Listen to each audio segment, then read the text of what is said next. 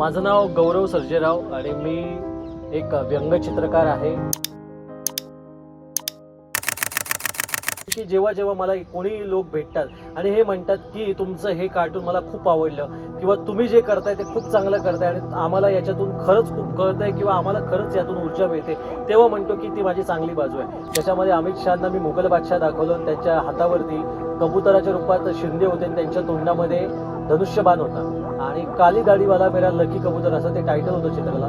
त्या चित्रावरून विधानसभेमध्ये घमासान झालं. सोशल मीडियावरती इतकं व्हायरल गेलं की सरकारने त्याची चांगलीच दखल घेतली आणि माझं अकाउंट जवळपास 2 महिन्यासाठी बंद केलं होतं. माझं नाव गौरव सर्जेराव आणि मी एक व्यंगचित्रकार आहे. त्यासोबतच महाराष्ट्रातील कार्टुनिस्ट कंबाईन संस्थेचा अध्यक्ष आहे, जी व्यंगचित्रकारांसाठी काम करते. आणि सध्या मी मार्मिक साप्ताहिकासाठी, जे महाराष्ट्रातलं भारतातलं एकमेव व्यंगचित्र साप्ताहिक आहे, त्याचं मुखपृष्ठावरचं कार्टून रेखाटतो. जीवावर बेततं का, मी म्हणेन की अजून तरी बेतलेलं नाही आहे, पण बेतू शकतं नक्की. कारण ज्या पद्धतीच्या धमक्या येतात किंवा म्हणजे या अगोदर असं झालेलं आहे की कुणा एका व्यक्तीवरती कार्टून काढलं गेलं आणि त्याच्यानंतर मला अशा पद्धतीच्या धमक्या आल्या की तू इथे भेटलास तर तुला मारून टाकू, हे करू ते करू. आणि धमक्या देणारी अगदी पोरसवदा मुलं होती 16-17 वर्षांची आणि ती अशा पद्धतीची धमक्या देत होती. तर त्याच्यामुळे धमक्या तर अशा मिळत असतातच. आणि आजकालचा काळ बघता ज्या पद्धतीची सेन्सॉरशिप लादली जाते, तर त्यानुसार मला तर नक्की वाटतं की कधी हल्लाही होऊ शकतो.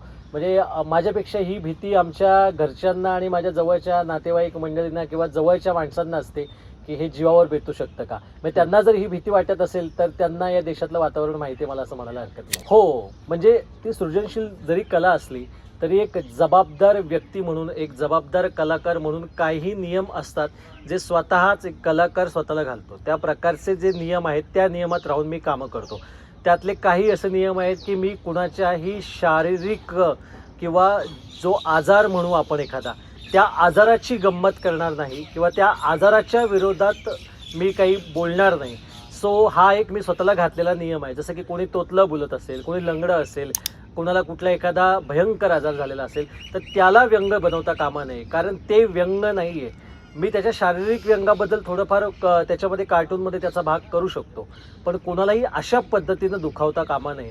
दुसरी गोष्ट, सोबतच मी जेव्हा स्त्रियांबाबत व्यंगचित्र रेखाटतो तेव्हा मुलात जाणीवपूर्वक स्त्रियांबाबत चित्र रेखाटलं पाहिजे. स्त्रियांचा अवमान होणार नाही या गोष्टीकडे लक्ष दिलं पाहिजे. तो हा मी स्वतःला घालून घेतलेला नियम आहे.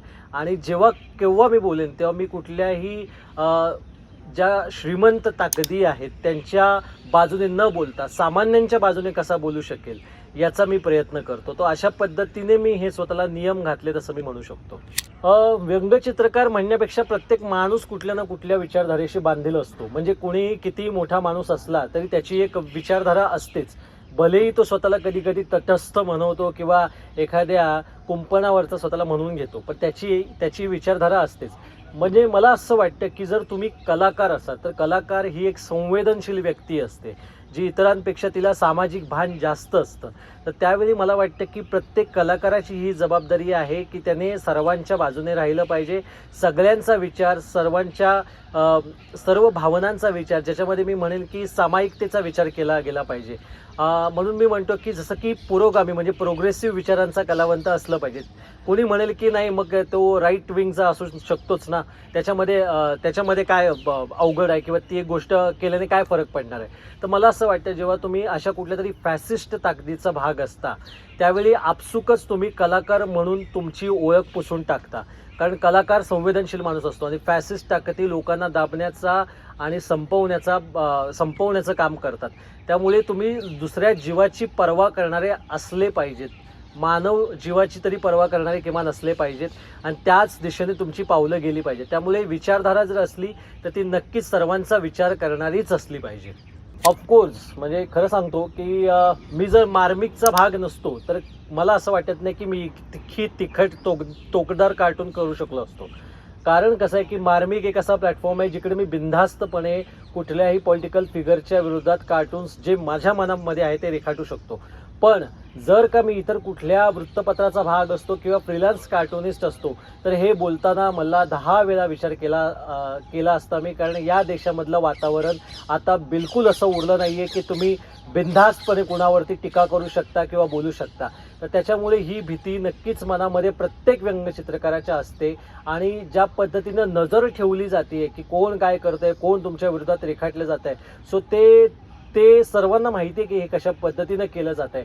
त्यामुळे प्रत्येक व्यंगचित्रकार हा आतून त्या बाबतीमध्ये तर घाबरलेलाच असतो की काय होईल, पण तरीही एक कर्तव्य म्हणून तो स्वतःचं बजावत असतो. त्याला वाटतं की हे समाजापर्यंत गेलं पाहिजे आणि आपण बोललंच पाहिजे. आणि ते बोलण्याची ताकदच आम्हाला एक प्रकारची निडरता मनामध्ये देते. आणि त्यामुळे मला असं वाटतं की ती निडरता असल्यामुळे आम्हाला कोणालाही घाबरण्याची गरज नाही आहे. जे काही होईल ते झेलण्याची ताकद आम्हाला ती निडरता देते. मला असं वाटतं की खरं तर मी कधी काळी लहान असताना फॅसिस्ट विचारांकडे ओढला गेलेलो होतो. पण ओढला गेलोपेक्षाही मला आमच्या घरातून असं एक वातावरण आहे की आमच्या आजीमुळे सनातनसारख्या संस्थेमध्ये कधी काळी मी एक बाल साधक म्हणून वगैरे जात होतो. पण तेव्हापासूनच मला ही गोष्ट चुकीची असं का माहीत नाही, पण मनामध्ये वाटत होतं हे जे काही चाललंय तो मला निव्वळ मूर्खपणा आणि बालिशपणा वाटत होता. आणि हळूहळू पुस्तकांकडे ज्या वेळी मी वळलो, मी त्याचं श्रेय पुस्तकांना जे माझ्या आतमध्ये आत्ता विचार आहेत त्याचं श्रेय आत्तापर्यंत ज्या लेखकांची मी पुस्तकं वाचली, ज्या माझ्या पुरोगामी विचारधारेची मी पुस्तकं वाचली त्यांना देतो. ज्यावेळी मी डॉक्टर नरेंद्र दाभोलकरांची पुस्तकं वाचली त्यावेळी माझा या सगळ्याकडे बघण्याचा दृष्टिकोन फार बदलला. कारण त्यांच्या विचारांमध्ये फार स्पष्टता होती आणि त्यांच्या पुस्तकांमध्ये माझ्यासाठी नवीन प्रश्न होते आणि माझ्या अनेक प्रश्नांची उत्तरं होती.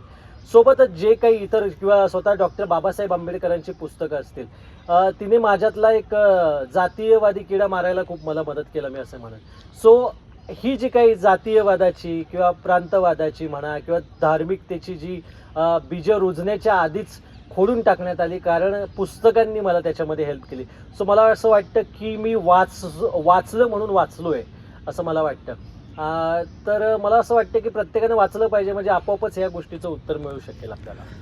सो मला असं एक उदाहरण जे आठवतं त्याच्यामध्ये आता मध्यंतरी म्हणजे काही वर्षांपूर्वी जेव्हा शिवसेना स्प्लिट झाली आणि त्यातून एकनाथ शिंदेंनी नवा गट स्थापन केला आणि त्यांना धनुष्यबाण मिळाला, त्यावेळी मी एक व्यंगचित्र रेखाटलं होतं ज्याच्यामध्ये अमित शहांना मी मुघल बादशाह दाखवलं आणि त्यांच्या हातावरती कबुतराच्या रूपात शिंदे होते आणि त्यांच्या तोंडामध्ये धनुष्यबाण होता आणि काली दाढीवाला मेरा लकी कबूतर असं ते टायटल होतं चित्राला.